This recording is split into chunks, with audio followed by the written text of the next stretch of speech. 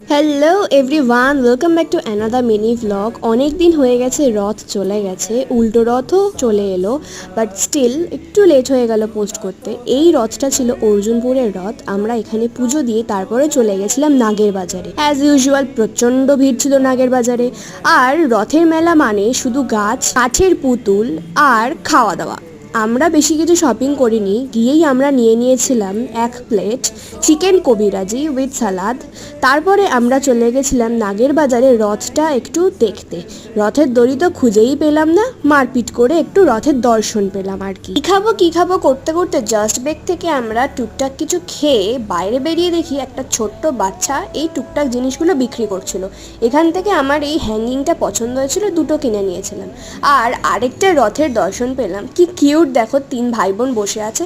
তারপর আমরা একটু আম পান্না খেলাম। ক্লাস শেষ হয়ে যাওয়াতে বোতলে ভরে নিলাম। বাই।